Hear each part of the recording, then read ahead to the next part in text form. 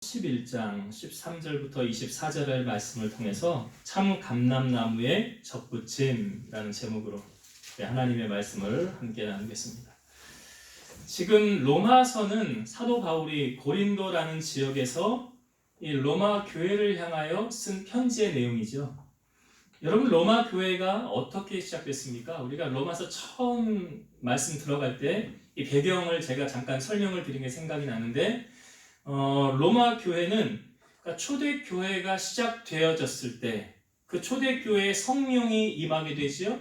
그 성령이 임하였을 때 그곳에 함께 은혜를 받은 사람들이 돌아가서 로마 교회가 세워진 거거든요. 이제 사도행전 2장 10절에 보면 그 로마 교회가 어떻게 세워졌는지 대충 우리에게 말씀을 하고 있는데, 사도행전 2장 10절, 부르기아와 밤빌리아, 애굽과 구레네에 가까운 리비아 여러 지방에 사는 사람들이 로마로부터 온 나그네 곧 유대인과 유대교에 들어온 사람들과, 여기 이제 성령이 임하였을 때 그 현장에 있었던 사람들을 말하는 거예요. 근데 여기 로마로부터 온 나그네 하면서 곧 유대인과 그 다음에 유대교에 들어온 사람들과, 유대인은 정통적인 이스라엘 사람들 말하는 거죠. 그러면 유대교에 들어온 사람들은 유대인이 아닌 이방인들을 말하는 거죠. 그러니까 로마 교회는 유대인과 이방인들이 함께 공존되어져서 세워진 교회였더라라는 거죠.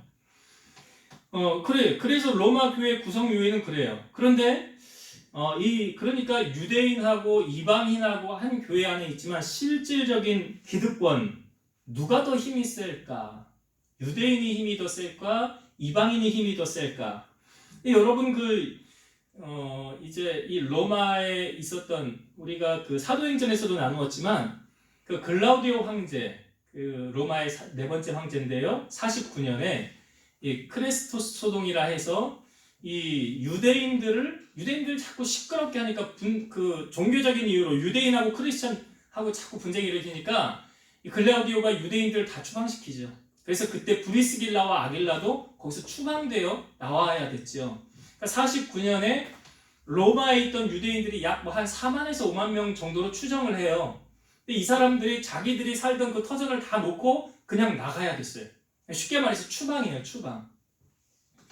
그러니까 유대인들이 다 떠나가고 나니까 그럼 로마 교회는 이제 누가 남습니까? 이방인들이 남죠. 유대인들 다 떠나고 이제 안 떠날 수 없는 상황이니까 유대인과 이방인이 공존했던 로마 교회가 유대인이 다 떠나가고 나니까 이제 누구만 남아? 이방인이 남는 거죠.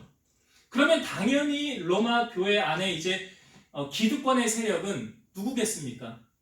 이방인이 모든 것을 다 이제, 너 이방인들이 모든 걸 다 주관했겠지요. 그런데 이 글라우디오가 죽고 난 후에 54년에 네로가 다섯 번째 황제 네로가 취임을 했을 때 유대인들을 다시 들어오게 합니다. 유대인들이 다시 들어와요. 그러니까 떠나갔던 유대인들이 다시 들어오게 되죠. 그러면 이제 그 유대인들이 로마 교회 안에 다시 들어가게 될 거 아니에요. 내가 옛날에 다녔던 교회 다시 들어가야지 하면서 들어가게 됐을 때 이미 로마 교회의 주도권은 누가 잡고 있어요? 이방인들이 잡고 있죠. 그러니까 새로 들어온 유대인들은 어떻게 보면 이제 소수 약자죠. 기득권이 없는, 쉽게 말해서 소수 약자가 되는 거예요. 근데 그 이방인들과 유대인들 간의 이 교회 안에서 하나로 잘 융합이 될까요, 안 될까요?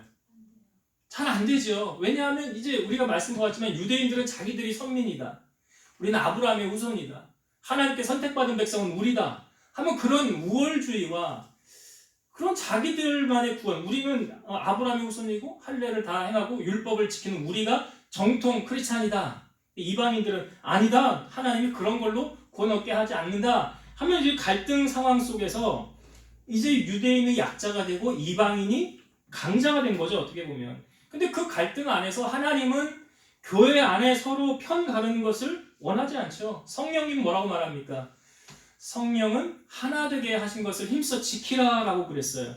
특별히 로마서는 이제 9장부터 11장까지는 대상이 누구였습니까? 사도 바울이 유대인들을 향하여 쓴 주제의 내용이에요. 그런데 이 11장에 갑자기 우리가 읽은 오늘 부분의 단락을 보면 여기는 유대인이 아닌 이방인을 포커스로 맞춰서 우리에게 말씀을 보여주고 있습니다.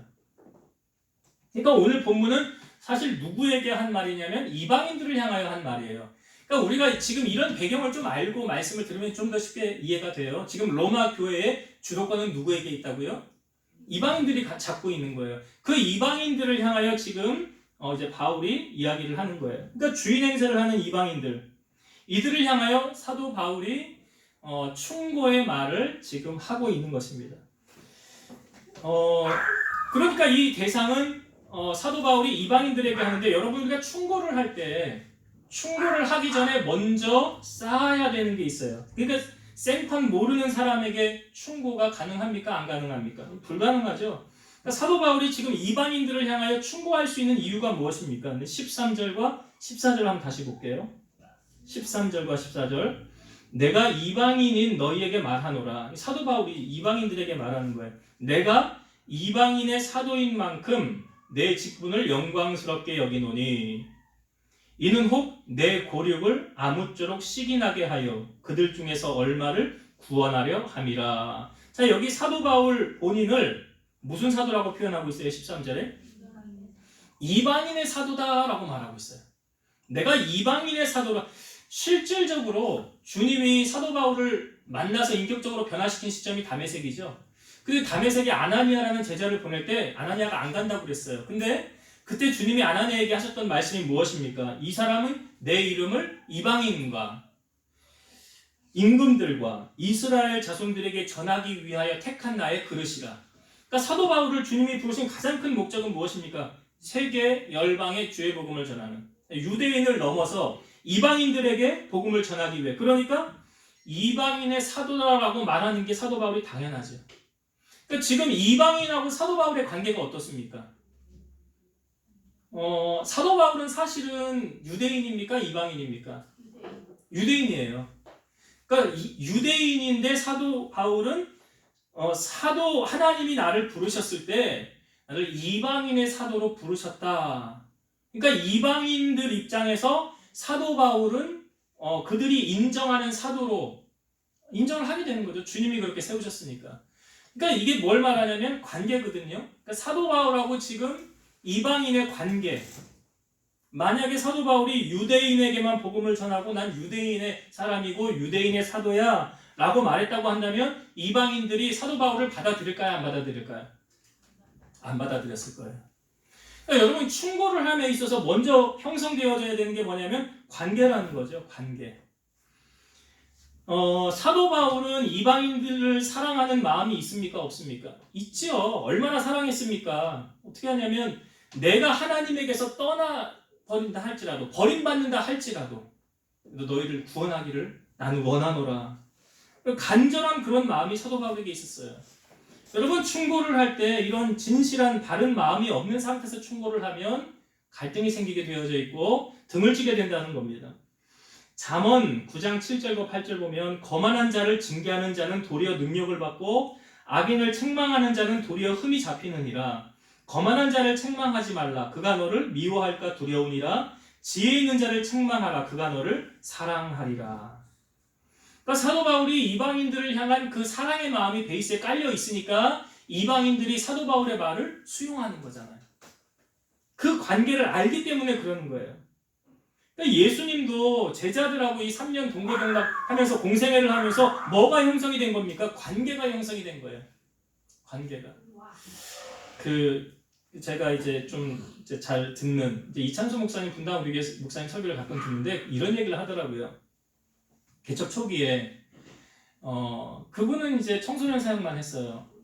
청소년 사역만 10년 하다가 이제 개척을 해서 작년 이제 설교를 하는데, 근데 처음에 이제 막 교회를 개척했다 그러니까 사람들이 그래도 이렇게 막 몰려오더래요. 그런데 이제 1부 예배, 2부 예배 많이도 안 드렸으니까 사람이 없으니까 2부 예배를 마치고 집에 가면 자기가 뭘 했냐면 그 오카는 목사님 제자 아닙니까? 그 사랑의 교회.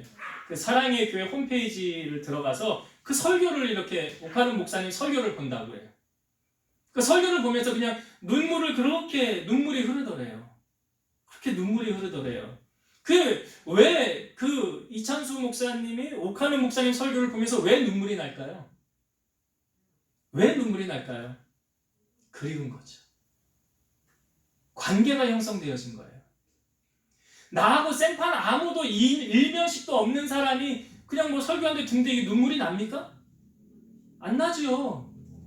그런데 그 목사님이 이제 와서 주일 예배 마치고 그 와서 홈페이지에 들어가서 이걸 보면서 그 목사님을 향한 그 사랑의 마음, 나를 향해 주었던 그 애정어린 충고, 관심, 그런 게 막 복합적으로 생각이 나면서 그 설교를 보는 내내 그렇게 눈물이 나더라는 거예요. 이제는 다시 돌아갈 수도 없잖아요. 목사님 밑에 가서 뭐 부목사를 할 수도 있는 것도 아니고, 개척을 했으니 이제 여기를 맡아야 되는 거고. 그러니까 그렇게 그 마음에 보면서 그런 마음이 났다는 거예요. 지금 사도 바울이 이방인들을 향하여 그런 마음이 지금 안에 있는 거예요.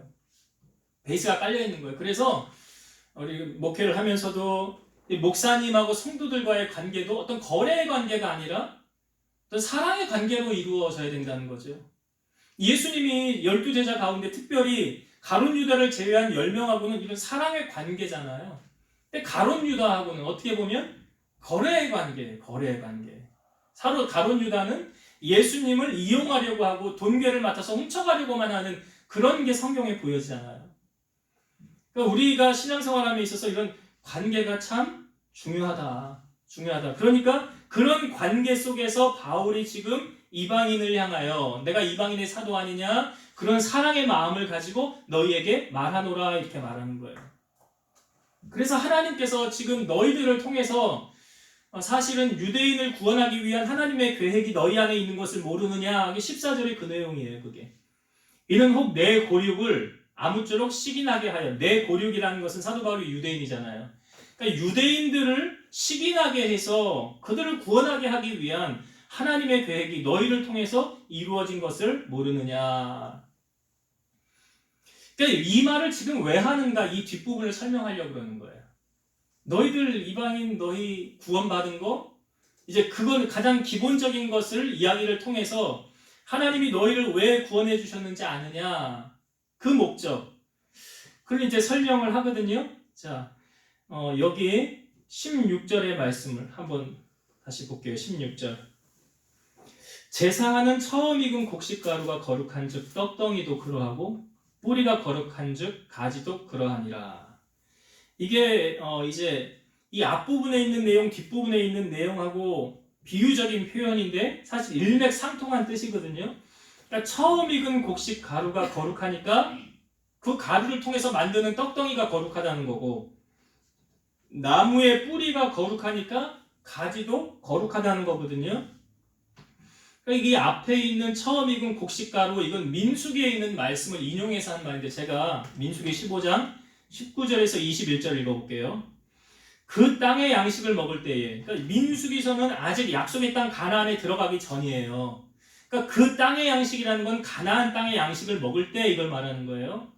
그 땅의 양식을 먹을 때 여호와께 거제를 드리되 너희의 처음 익은 곡식 가루를 거제로 타작마당에 거제같이 들어 드리라. 거제는 뭐냐면 제사장에 가져오면 제사장이 이걸 들었다가 내리는 거예요. 하나님 앞에 들었다가 내리는 거예요. 이 거제예요. 그래서 이 거제로 드려지는 거는 하나님께 먼저 드리고, 이 거제로 드려진 거는 제사장에게 주기로 되어 있어요. 거제같이 드리라. 너희의 처음 익은 곡식 가루 떡을 대대에 여호와께 거제로 드릴지니라. 그러니까 하나님께 드리는 떡이 거룩하려면 먼저 뭐가 거룩해야 됩니까? 가루가 거룩해야 된다는 거죠. 가루가 거룩해야 떡이 거룩한 것이고, 이 뒷부분의 설명은 그 나무의 가지가 거룩하려면 그 뿌리가 거룩해야 가지가 거룩한 거예요. 그러니까 이 첫 것은 사실 그 약속의 땅에 들어가서 얻는 첫 번째 것은 하나님의 것이라는 거예요. 이건 하나님의 것이라는 의미는 하나님께 거룩하게 드려야 된다는 의미예요. 잠언 3장 9절에서 10절. 내 재물과 내 소산물에 처음 익은 열매로 여호와를 공경하라. 그리하면 내 창고가 가득히 차고 내 포도즙 틀에 새 포도즙이 넘치리라. 그러니까 첫 것은 여호와의 것이니라. 그 첫 것으로 뭐하래? 여호와를 공경하라. 그리하면 내 창고가 가득히 차고 포도즙 틀에 포도즙이 넘치리라. 그러니까 여기 말하는 비유적인 표현이거든요. 사실 이 떡덩이나 가지는 누구를 예표하는 거냐면 이방인을 예표하는 거예요. 사도 바울이 지금 대상이 누구를 대상으로 쓴 글이라고 그랬어요? 이 부분은 이방인을 대상으로 쓴 것이에요. 그럼 왜 이 말을 하는 것이냐? 사도 바울이 이방인을 향하여 이제 주제의 초점은 이거예요. 너희가 구원을 얻은 것이나 은혜 받은 것, 거룩함을 갖추게 된 것은 위로부터 온 것이지 너희의 수고나 노력으로 얻어진 것이 아니다. 다시 말해서 그러한 것들은 자랑하지 못할지니라는 거예요. 우리가 구원 얻은 걸로 자랑할 수 있습니까, 여러분? 기도를 깊이 해서 성령의 체험을 하고 그 성령께서 나에게 뭐 방언을 주고 뭐 은사를 주고 이런 부분은 사실 자랑할 부분은 아니에요. 그건 자랑할 게 아니에요. 그거는 하나님이 나로 하여금 사명 감당하라고 은사로 주신 거지. 그거 너 자랑하고 다녀라라고 그렇게 주신 것이 아니라는 거죠. 지금 이방인들이 구원을 얻게 된 것 또한 너희의 자랑이 아니니라 이걸 말하는 거예요. 이 베이스가 지금 우리가 알고 들으면 이게 더 쉽게 이해가 된다고 그랬잖아요. 지금 로마 교회에 누가 주도권을 갖고 있다고요? 이방인들이 주도권을 갖고 있다고요. 이방인들이. 그러니까 그 주도권을 쥐고 있는 이방인들을 향하여 뭐 하기를 사도 바울이 원하는 거예요. 너희 거저 은혜 받은 거잖아. 너희 높아지려고 하지 마. 너희 기득권 잡으려고 하지 마. 은혜는 뭔지 아니? 섬기는 거야. 예수님은 그렇게 했듯이. 근데 지금 로마 교회 그런 부분들, 그러니까 이제 유대인들하고 합쳐서 살 때 갈등 계속 생기잖아요. 그 교회 안에. 서로 네가 잘났느니 내가 잘났느니 내가 더 힘이 세느니 네가 세느니 이게 자꾸 교회 안에서 일어나니까 사도 바울이 그 이방인들을 향한 어떻게 보면 권면의 말이죠. 이방인들을 향한 너희가 구원 얻은 것, 하나님의 은혜 받은 것, 은사 받은 것 그게 다 자랑할 것이 못 된다라고 말하고 있어요. 자, 한번 성경을 또 볼게요. 17절과 18절 말씀. 또한 가지 얼마가 꺾이었는데 돌 감람나무인 네가 그들 중에 접붙임이 되어 참 감람나무의 뿌리의 진액을 함께 받는 자가 되었은즉. 여기 돌 감람나무는 이방인을 말하는 거예요. 돌 감람나무는 이방인. 그러니까 돌 감람나무였던 이방인이 접붙임을 받았어. 어디예요? 참 감람나무. 이 참 감람나무는 예수님을 말하는 거예요. 예표하는 거예요. 그러니까 예수님의 그 참 감람나무의 뿌리의 진액 받았다는 거예요. 이 접붙임을 받았다는 거죠. 돌 감람나무가 참 감람나무에게. 자, 18절. 그 가지들을 향하여 자랑하지 말라. 자랑할지라도 네가 뿌리를 보존하는 것이 아니요 뿌리가 너를 보존하는 것이니라. 여기 그 가지들을 향하여 자랑. 이 가지는 뭘 말합니까? 누구? 이방인들 말하는 거잖아요. 그 접붙임을 받은 이방인. 그러니까 그 너희가 구원받은 거 뭐 하지 말라는 거예요? 자랑하지 말라. 왜요? 이유가 뭐래요? 18절 뒷부분 중간부터 보면 그 가지가 뿌리를 보존하는 것이 아니고 뿌리가 너를 보존하는 것이니라. 뿌리가 너를. 그러니까 이 가지가 살기 위해서는 밑에서 올라오는 뿌리의 진액을 받아야 살 수 있는 거죠. 그러니까 지금까지 이방인들은 자신들이 가지라고 생각할까요? 뿌리라고 생각할까요? 자기들이 뿌리라고 생각하는 거예요. 자기들이 뿌리라고 생각하는 거예요. 근데 아니잖아요. 뿌리를 지탱하는 것이 가지인데, 그러니까 착각해서 자기들이 가지인데 착각해서 뿌리라고 생각하는 거예요. 이게 지금 뭘 말하는 것 같습니까? 여러분, 하나님이 제일 싫어하는 게 뭘까요? 교만이에요. 하나님 제일 싫어하는 게 교만이에요. 그 은혜로 주어진 것을 자랑하게 되면 그게 뭐가 되는 거예요? 그게 교만하게 되는 거예요. 우리가 잘 알지만 인류 최초의 범죄, 선악과를 먹은 사건이죠. 그 선악과를 뱀이 하와에게 유혹할 때 어떻게 유혹했습니까? 너 이거 먹으면 하나님처럼 될 수 있어. 그러니까 인간이 하나님처럼 되려는 것 자체가 뭐예요? 그게 교만이잖아요. 교만이에요. 그러니까 하나님이 받으셔야 되는 영광을 내가 가로채는 게 교만이에요. 사도행전에 보면 헤롯이 연설을 너무 잘해가지고 사람들이 와 이건 신의 소리야 신의 소리야. 그런데 그 헤롯 어떻게 됐습니까? 성경에 보면 그 영광을 하나님께 돌리지 아니한 고로 벌레에게 먹혀 죽으니라. 하나님이 받으셔야 되는 영광 자기가 가로채다가 죽게 됐어요. 창세기에 보면 사람들이 모여서 우리가 하나님처럼 높아지자 하고 쌓은 게 뭐예요? 바벨탑이에요. 그 바벨탑을 쌓은 동기가 무엇입니까? 우리가 하나님처럼 돼보자. 이 탑을 하늘 꼭대기에 닿게 하고 우리의 이름을 내자 그래요. 그 태도 자체가 뭐예요? 자기들이 높아져 보자 아니에요. 하나님이 받으셔야 되는, 하나님이 영광 받으셔야 되는 것을 자기들이 높아지니까 바벨탑은 교만함의 극치를 보여주고 있는 거예요. 그러니까 하나님이 그때부터 언어를 다 혼잡해 해서 서로 의사가 통하지 않겠다는 거예요. 여러분, 제일 빨리 망하는 비결이 있어요. 교만하면 제일 빨리 망해요. 잠언 16장 18절 교만은 패망의 선봉이요 거만한 마음은 넘어짐의 앞잡이니라. 그러니까 지금 이 로마 교회 안에 이방인들이 주도권 갖고 세력을 형성하고 그런 게 어떻게 보면 이들에게 지금 좋지 않은 방향으로 이게 나타나고 있다는 거죠. 그것을 경고하는 거예요. 20절의 말씀을 한번 봅시다. 20절. 옳도다. 그들은 믿지 아니함으로 꺾이고 너는 믿음으로 섰느니라. 높은 마음을 품지 말고 도리어 두려워하라. 이 이방인들을 향하여 높은 마음을 품지 말고 도리어 두려워하라. 그럼 우리가 구원받은 건 사실 자랑할 게 못 되는 거죠. 내가 원래 돌 감람나무였는데 참 감람나무이신 예수님에게 접붙임을 받아서 내가 구원받게 된 거잖아요. 이게 나의 공로가 있습니까? 아니죠. 주님의 공로로 된 거예요. 구원받은 거 자랑할 거 못 되고요. 우리가 교회에서 직분을 받은 것 또한 자랑할 게 됩니까? 내가 어느 교회 내가 장로야. 내가 어느 교회 권사야. 자랑할 게 못 돼 이게. 그 섬기라고 주는 거지 자랑하라고 주는 게 절대로 아니라는 거죠. 그래서 하나님이 원가지들도 아끼지 아니하시는데 하물며 너도 하나님 그렇게 하면 너도 패할 수 있다라는 거예요. 그래서 야고보서 4장 6절 그러나 더욱 큰 은혜를 주시나니 그러므로 일렀으되 하나님이 교만한 자를 물리치시고 겸손한 자에게 은혜를 주신다 하였느니라. 교만한 자는 어떻게 한대요? 물리치시고 겸손한 자에게 은혜를 주신다. 우리는 은혜 받지 않고 못 살잖아요. 근데 그 은혜 누가 받는데요? 겸손한 자가 받는다는 거예요. 야고보서 4장 10절 주 앞에서 낮추라 그리하면 주께서 너희를 높이시리라. 낮추는 그 사람이 높임을 받는 거예요. 그러니까 성경에도 보면 자기를 낮추는 사람은 주님이 높이고 주님을 위해서 자기를 낮추는 사람은 높임을 받고 자기를 높이는 사람은 주님이 낮추신다 그래. 지금 소위 로마 교회 안에 기득권이라고 하는 교회 주름 노릇하는 사람, 주인 노릇하는 이 사람들이 자기가 뿌리인 줄 아는데 사실은 뿌리가 아니라 이 사람들을 가지일 뿐이에요. 자기가 가지예요.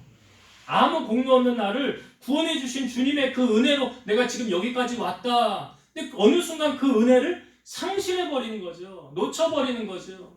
넘어지는 거예요. 그러다가 교만이 틈타는 거예요. 여러분 사람은요 주님께서 한순간도 붙잡아 주지 않으면 우리 누구나 다 넘어질 수 있습니다. 이게 사람이에요. 그러니까 우리가 넘어지지 않도록 어떻게 해야 됩니까? 높은 마음 품지 말라라고 말하고 있고 22절을 한번 보겠습니다. 22절. 이 22절 말씀 보면 우리가 이걸로 사는구나 라는 걸 알아야 돼요. 그러므로 하나님의 인자하심과 준엄하심을 보라. 넘어지는 자들에게는 준엄하심이 있으니 너희가 만일 하나님의 인자하심에 머물러 있으면 그 인자가 너희에게 있으리라. 그렇지 않으면 너도 찢기는 바 되리라.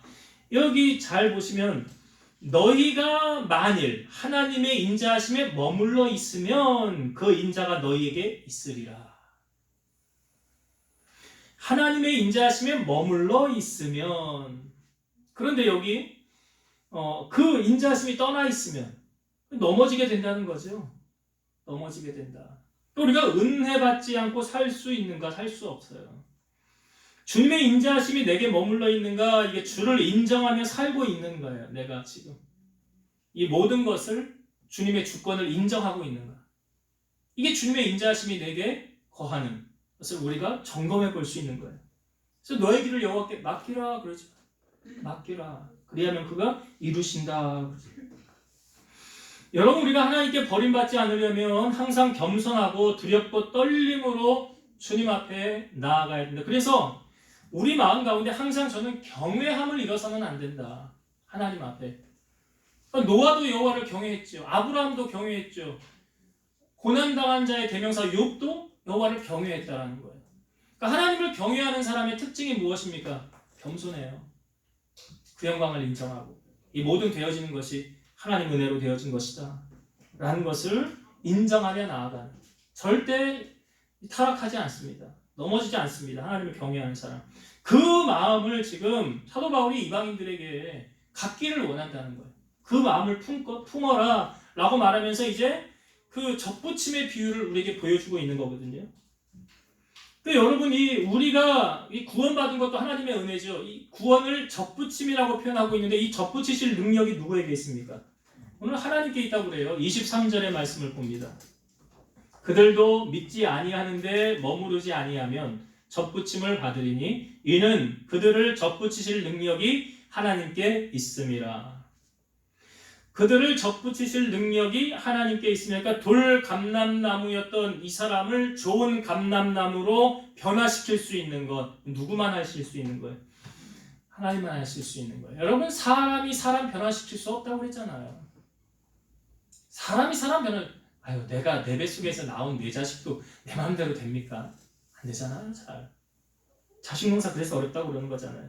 그건 내 말과 내 뜻대로 안 돼. 근데 그것을 행하실 수 있는 분이 누가 행하신대요? 오늘 말씀해 보니까 하나님이 그걸 행하신대요. 접붙이실 능력이 누구에게 있다? 하나님께 있다. 고린도후서 4장 7절, 우리가 이 보배를 질그릇에 가졌으니 이는 심히 큰 능력은 하나님께 있고 우리에게 있지 아니함을 알게 하려 함이라. 심히 큰 능력은 누구에게 있어요? 하나님께. 우리에게 있지 않다.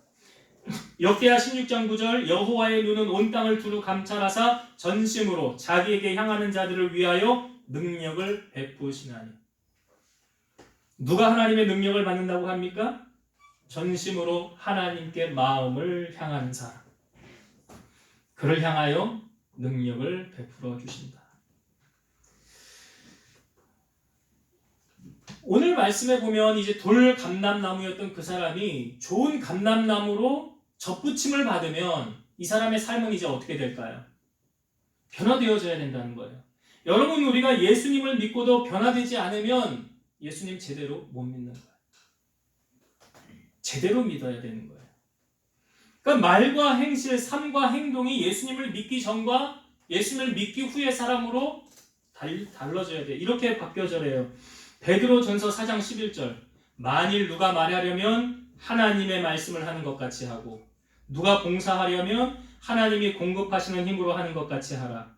이는 범사의 예수 그리스도로 말미암아 하나님이 영광을 받으시게 하려 함이니 그에게 영광과 권능이 세세에 무궁하도록 있느니라. 아멘. 누가 말하려면 하나님이 말씀하시는 것 같이 하고 누가 봉사하려면 하나님이 공급하시는 힘으로 하는 것 같이 하라. 그러니까 오늘 말씀에 우리가 원래는 돌 감람나무였는데 에베소서 5장의 본질상 우리가 진노의 자녀였다고 말하잖아요. 우리도 그 가운데 행하였었어요. 그런데 이제 예수 그리스도로 말미암아 우리가 좋은 감람나무의 접붙임을 받았다. 예수님으로 말미암아 우리가 구원함을 얻게 되었다. 하나님 자녀가 되었다. 그러면 이제는 옛 것을 버리고, 사도 바울이 그러죠. 내가 이전에 있던 것들을 다 배설물처럼 버렸노라 그러잖아. 버렸노라. 왜? 내 주 예수를 아는 지식이 가장 고상하기 때문이라. 최고의 가치. 바로 예수 그리스도를 아는 것. 그래서 오늘 말씀을 정리하면, 오늘 이제 로마 교회 기득권의 세력의 역할을 감당했던 이방인들을 향하여, 그 교회 안에 니파 네파가 어디 있습니까? 사랑으로 하나 되어야지. 내가 헌금 많이 하니까 내가 기득권이 있고, 내가 여기 주도권 갖는 사람이고, 너는 아무것도 하지 않으니까 너는 여기 낄 자격도 없고. 교회가 그런 데가 아니잖아요. 반대로 가야 되는 게 교회죠.